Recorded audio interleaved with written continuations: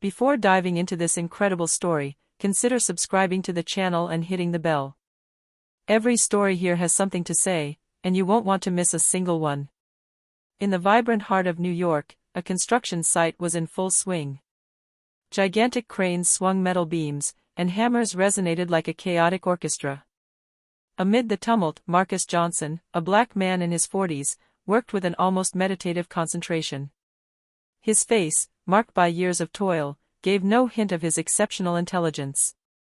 His hands, rough but skillful, laid each brick with precision, each gesture measured like a dance. Marcus was no ordinary mason. Behind his discreet demeanor and modesty lay a brilliant and inquisitive mind that he spoke 9 languages fluently: English, Spanish, French, Italian, Portuguese, Russian, Arabic, Japanese, and Chinese.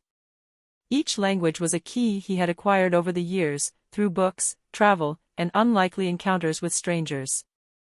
For him, language was more than a communication tool, it was a bridge to cultures, ideas, and opportunities. That day, the construction site welcomed an unusual visitor, Richard Hamilton, a millionaire CEO, renowned for his arrogance and contempt for those below his status. Dressed in a tailored suit, his shiny shoes reflected the autumn sun. Every movement he made exuded control and authority. To Richard, Marcus was just another worker among the hundreds on the construction site. But he didn't know that beneath that humble exterior lay a man capable of transforming the perceptions of the powerful. As Marcus was correcting measurements on a wall, Richard entered with a smirk. He was surveying the construction site like a general inspecting his troops, and his eyes fell on Marcus. "You know, bricklayers don't really need to talk. Just lift bricks, right?" Marcus looked up, a slight smile on his lips, and replied calmly. "Certainly, sir. But sometimes words build more than walls."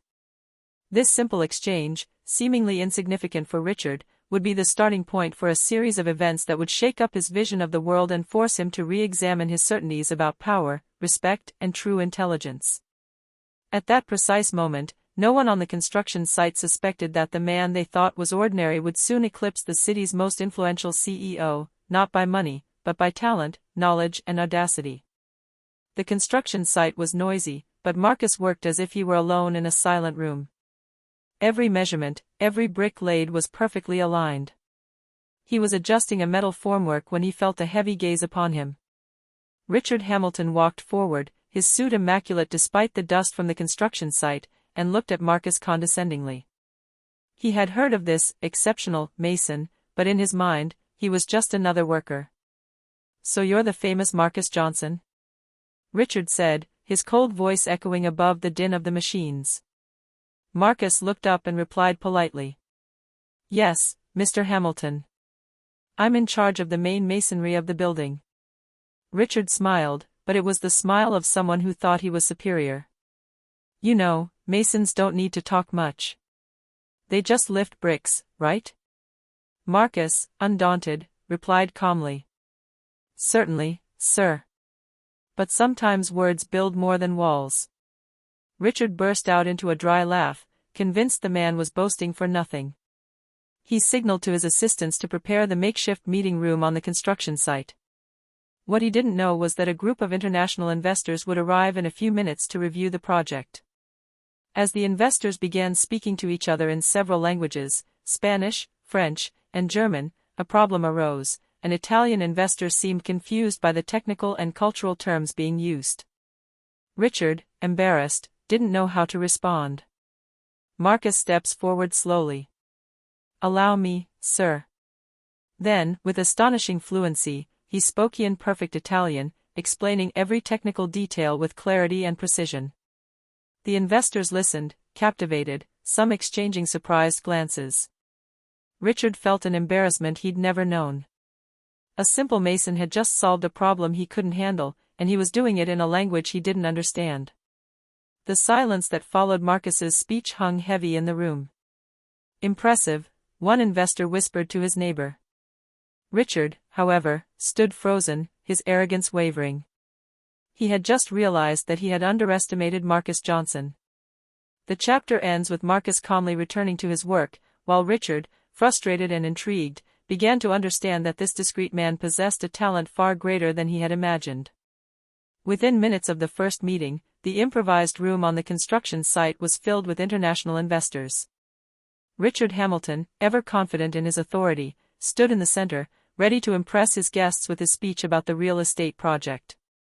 "Ladies and gentlemen, I present to you our flagship project," Richard began, speaking confidently in English, then awkwardly continued in Spanish and in French to include its foreign investors. The investors nodded, some understanding perfectly, others showing signs of confusion. Marcus, observing closely, immediately noted the hesitations and misunderstandings. He knew that every language had nuances that Richard was unaware of. Suddenly, an Italian investor spoke up. "I don't quite understand some of the technical details regarding the foundations." Richard, embarrassed, stammered out a few sentences in Italian, but his words sounded false, betraying his unfamiliarity. Silence fell over the room. Marcus stepped forward, still calm and confident. "Please allow me." Then, in a clear and calm voice, he explained in perfect Italian every technical detail, adapting his vocabulary so that the investor grasped both the technical part and the financial issues.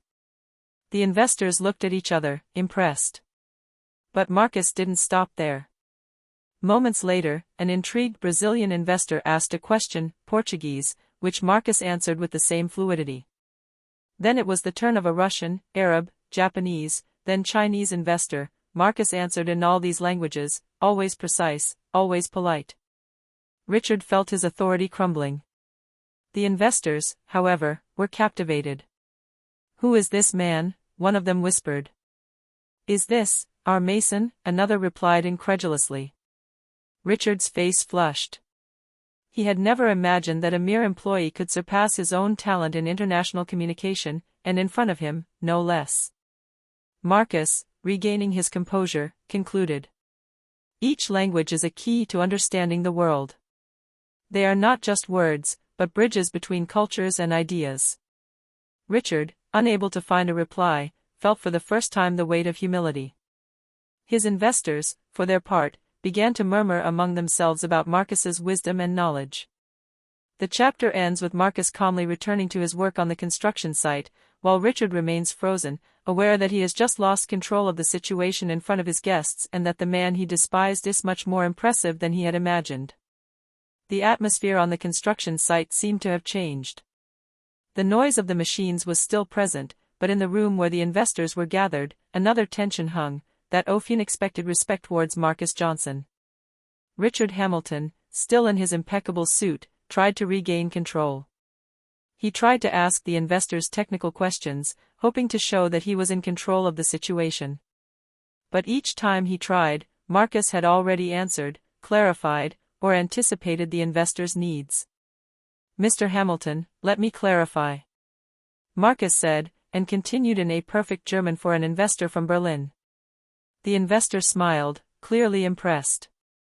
"That's exactly what I wanted to know." Richard felt his arrogance waver. He had always believed that his title and money automatically earned him respect.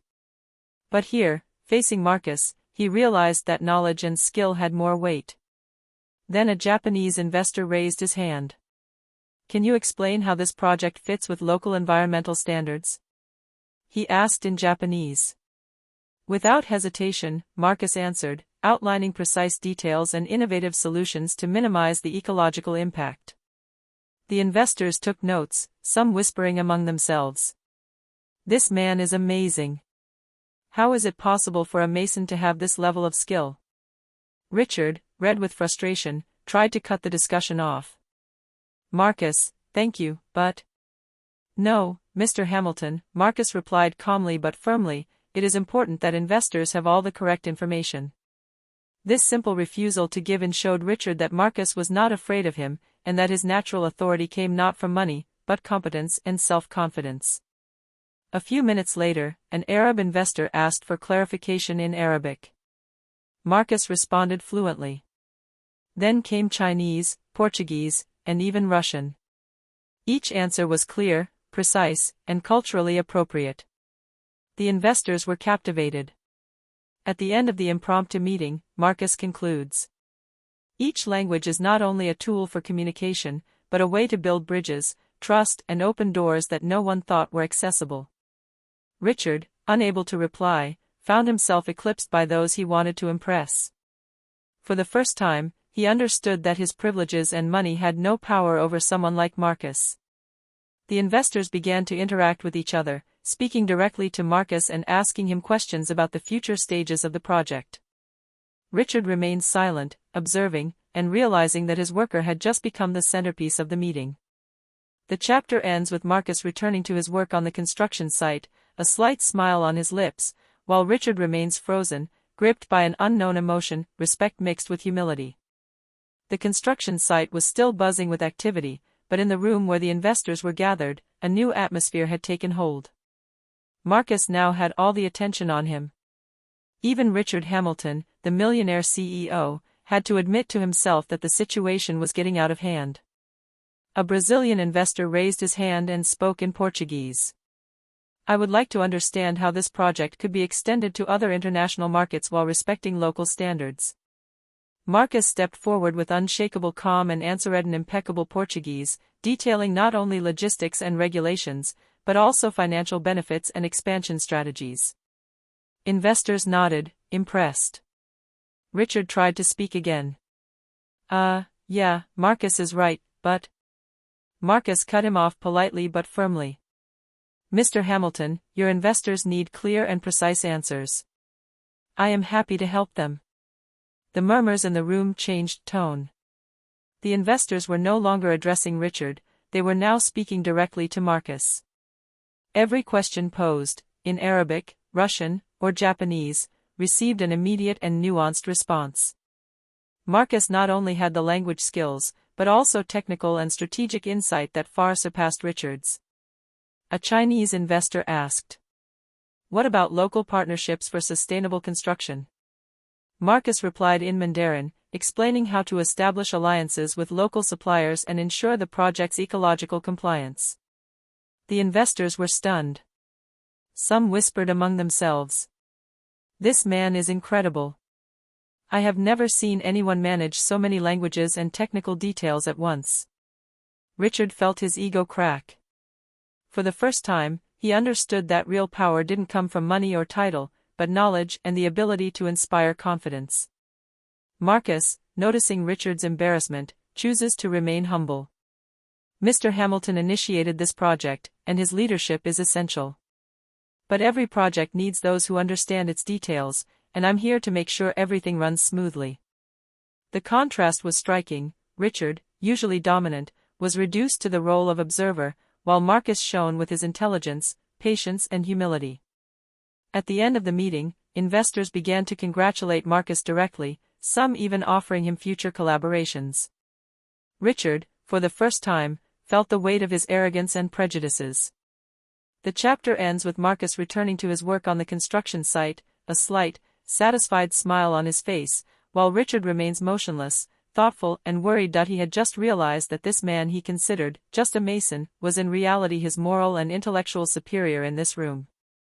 A few days after the site meeting, international investors were still talking about Marcus Johnson.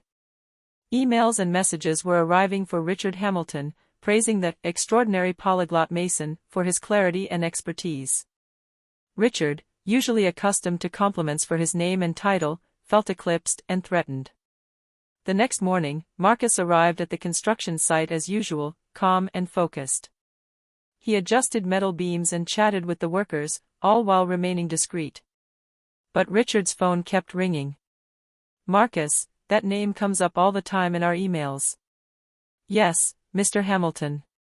I'm glad our work is appreciated," Marcus replied, his tone polite but calm. Richard, irritated, turned to him. "Do you realize it's not your role to talk to investors like that?" "I understand, sir. But a project is not built with bricks and concrete alone, it is built with the understanding and trust of those who invest in it." Richard felt his authority crumble further. The workers, for their part, had begun to look at Marcus with admiration. Some murmured, "This man knows everything, and he speaks every language in the world." "Yes, and he remains humble despite everything." The next day, a formal meeting was held in Richard's office to clarify responsibilities. Richard thought he had the situation under control, but Marcus impressed again. He presented detailed solutions in French and German, explaining how to optimize lead times and reduce costs without compromising quality. The investors, present via video conference, took notes and asked questions directly to Marcus. Richard, powerless, had to remain silent. At the end of the meeting, an Italian investor said to Richard, "Mr. Hamilton, we are impressed by your project, but it is Marcus Johnson who has really secured our confidence." Richard felt a wave of shame and respect mixed together. He understood Theta Simple Mason could outshine a millionaire CEO, not by money or status, but by skill, intelligence and humility. Marcus, however, returned to the construction site as if nothing had happened. He knew that true power lay not in ego, but in action, knowledge, and the respect he inspired in those around him. The chapter ends with Richard alone in his office, looking at reports and messages, aware that his position no longer gave him the absolute control he believed he had, and that Marcus, with his 9 languages and rare intelligence, had won the hearts and minds of investors. The construction site had taken on a new rhythm. Marcus, although remaining a mason on the ground, had begun to directly influence strategic decisions off the project. Investors asked him for advice on logistics, international communication and local partnerships. Richard Hamilton, the project's CEO, was now relegated to a secondary role. Whenever he tried to assert himself, Marcus responded calmly and precisely, and his answers impressed the investors. One day, during a crucial meeting on the international expansion of the project, a Japanese investor spoke in Japanese. "How can we adapt the project to local Tokyo standards while remaining cost-effective?" Marcus responded immediately, explaining the necessary adjustments, the partners to contact and the financial implications. Alan perfect Japanese. The investor nodded, visibly reassured. Richard tried to intervene. "Marcus, that's not your role." But Marcus, with a polite but firm smile, replied, "Mr. Hamilton, I understand your concerns, but it is essential that investors get reliable and clear answers." The murmurs in the room turned into outright compliments. Investors were speaking directly to Marcus, taking his advice as a reference. Richard felt his control slipping away. Every important decision, every strategic question, now went through Marcus. That day, a German investor made a revealing comment.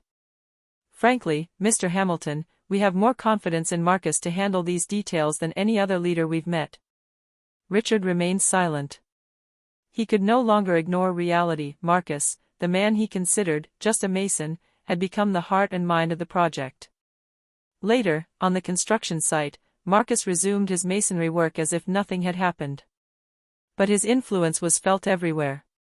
Workers and supervisors listened to his technical advice, and investors continued to send him messages seeking advice. Richard, alone in his office, stared at the reports and emails, aware that his official position no longer gave him any real control. For the first time, he understood that skill, humility, and knowledge could surpass money and title. The chapter ends with Marcus smiling slightly as he looks out at the construction site, knowing that his talent and intelligence had just changed the entire dynamic of the project, and that Richard now had to learn to respect a true master in his field.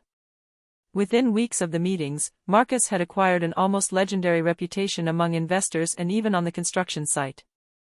Every strategic decision went through him, and Richard Hamilton could no longer hide his resentment mixed with respect. One morning, Richard decided to hold a public presentation for investors and the press, thinking he could regain control of the situation.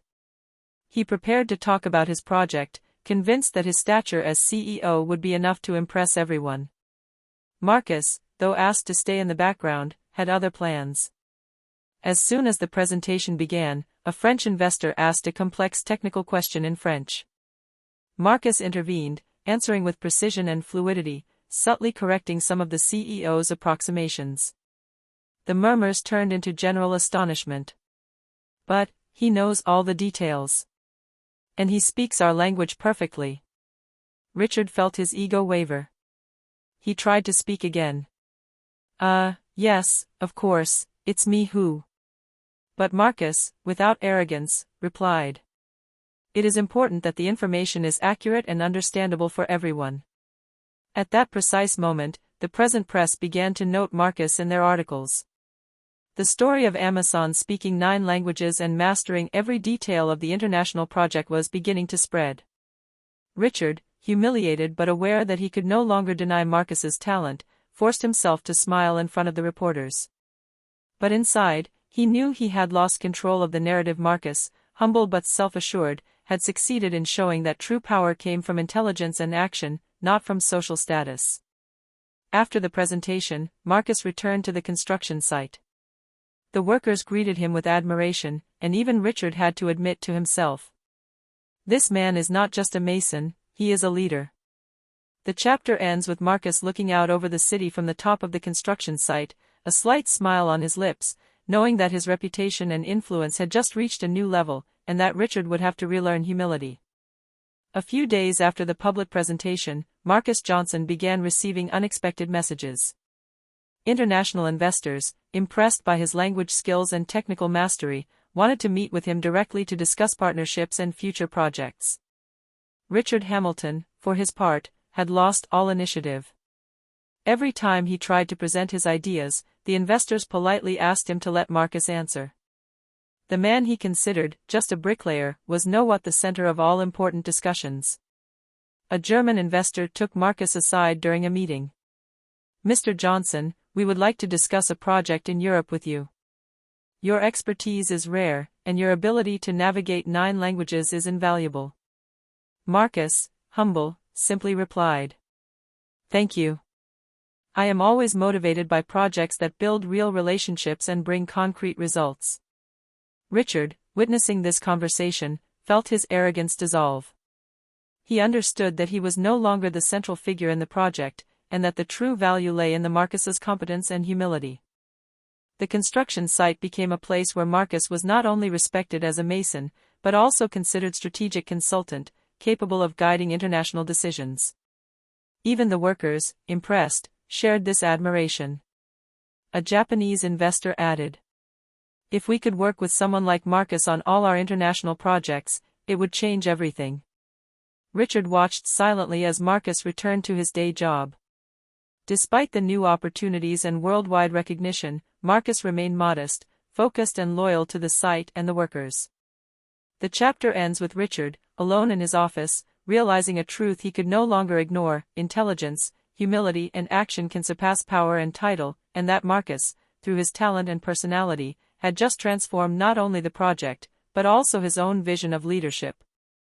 A few weeks later, a ceremony was held on the construction site to celebrate the progress of the project in front of the local and international press. Richard Hamilton hoped to use this opportunity to stay in the spotlight, but Marcus was going to surprise everyone again. When journalists began asking questions about the project, Richard tried to speak. But each time, Marcus naturally stepped in to answer, speaking English, French, Spanish and even Japanese, according to the interlocutor. The journalists, fascinated, immediately turned to him. "It was Marcus Johnson who really ensured the clarity and success of this project," wrote one journalist live on social media. Richard felt his influence visibly evaporate. Every compliment went to Marcus, and the cameras now followed the man he had long underestimated. An Italian investor, moved, took the microphone and declared, "We were impressed by Marcus's ability to manage communication, technical details, and cultural aspects simultaneously. He is a true leader." The crowd applauded warmly. Even the construction workers stood up to applaud Marcus. Richard, forced to remain silent, understood that public recognition would never come from money or title, but from talent and the respect one inspires. Marcus, true to himself, remained humble. "I'm just a mason passionate about my job and building strong relationships.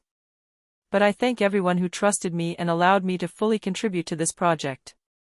Cameras and reporters captured every word. Social media quickly ignited, sharing the story of Marcus Johnson, the polyglot bricklayer who outsmarted a millionaire CEO. Richard, in a corner, watched the scene. For the first time, he felt the weight of his arrogance and the value of respect. He knew that his official position no longer gave him control, and that Marcus, through his talent and intelligence, had taken the central place that he believed belonged to him. The chapter ends with Marcus stepping down from the podium, smiling at the workers and investors, while Richard stood back, silent, aware that true greatness is not measured by title, but by the impact one has on others. A few weeks after the public recognition, Marcus Johnson received an unexpected but prestigious invitation. An international consortium of investors wanted to meet him to lead a global project, using its technical and linguistic skills to coordinate several countries at once. Richard Hamilton, who until then had tried to maintain his authority, understood that he had to accept reality. Marcus was no longer a simple mason, he was a respected leader, an international strategist and a model of humility and talent. During the meeting with the consortium, Marcus spoke confidently and clearly in several languages, explaining the logistics, team management, and economic and social impact of the project. The investors were captivated, impressed by his expertise and vision. Richard, present to support the project he had initiated, watched in silence. He clearly saw that the real credit went to Marcus, but for the first time, he felt a deep respect. He approached Marcus and said sincerely, "Marcus, you have transformed this project and so much more. I admit I underestimated your talent. You are truly exceptional." Marcus smiled humbly. "Thank you, Mr. Hamilton. Your project gave me the opportunity to contribute, and I'm glad we were able to make it happen together." On that day, Marcus signed his first international contract, becoming the senior consultant for the global consortium. His reputation spread quickly, and he became a living example of intelligence, perseverance and humility that surpass power and money. The local construction site, which had been the scene of his rise, remained a symbol for him. Humble work, mastery, and respect are the true stones of success. The chapter ends with Marcus gazing at the horizon from the top of the construction site, a quiet smile on his face. He knew his life had just changed forever, but he remained true to himself. Richard, by his side, had learned a crucial lesson: greatness is not measured by titles or fortunes, but by the impact one has on others and the world around one.